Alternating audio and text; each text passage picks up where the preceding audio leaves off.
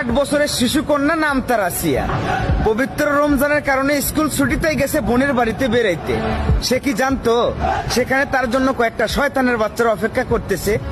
বড় ভাই সমতুল্য দুলো ভাই, বাপ সমতুল্য বোনের শ্বশুর, তাদের কাছে এই মেয়েটা ধর্ষণের শিকার হলো। একজন বাবার কাছে একজন মেয়ে, একজন ভাইয়ের কাছে একজন বোন।